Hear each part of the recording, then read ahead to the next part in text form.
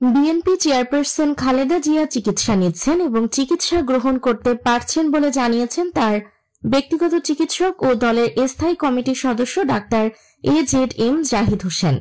মঙ্গলবার ২রা ডিসেম্বর রাজধানীর বসুন্ধরায় এভারকেয়ার হাসপাতালের মূল ফটকের সামনে খালেদা জিয়ার সর্বশেষ শারীরিক অবস্থা ও চিকিৎসা নিয়ে আয়োজিত সংবাদ ব্রিফিংয়ে একথা বলেন তিনি। খালেদা জিয়ার জন্য দেশবাসীর দোয়া চেয়ে ডাক্তার AZM জাহিদ বলেন, দেশবাসীর কাছে ওনার সুস্থতার জন্য দোয়া চাই।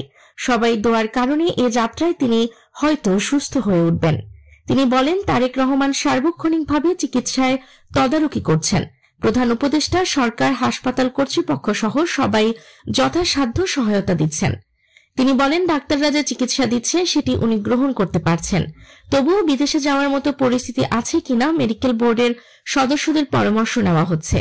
মেডিকেল বোর্ডের পরামর্শ ছাড়া বিদেশে নেওয়ার সুযোগ নেই বলেও জানান তিনি। ডাক্তার জাহিদ হোসেন আরও বলেন, সংকটময় মুহূর্তে দেশবাসীর কাছে দোয়া চাই। দোয়ার কারণেই হয়তো বেগম জিয়া সুস্থ হয়ে উঠবেন বলে আমরা আশা করি। তিনি দেশবাসীকে কোনো ধরনের গুজব বা বিভ্রান্তিতে কান না দেওয়ার আহ্বান জানান।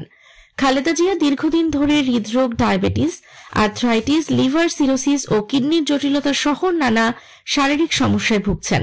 ২১ নভেম্বর সশস্ত্র বাহিনী দিবসের অনুষ্ঠান শেষে বাসায় ফেরার পর তিনি অসুস্থ হয়ে পড়েন এবং শ্বাসকষ্ট বেড়ে যায়।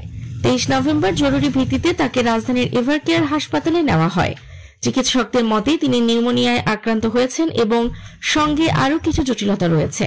গত কয়েকদিনে তার অবস্থার অবনতি হলে তাকে আইসিইউ সমমানের হাই ডিপেন্ডেন্সি ইউনিটে রাখা হয়। পরে রোববার ভোরে সেখান থেকে আইসিইউতে স্থানান্তর করা হয়। নিউজ টেক্স দৈনিক অন্যধারা।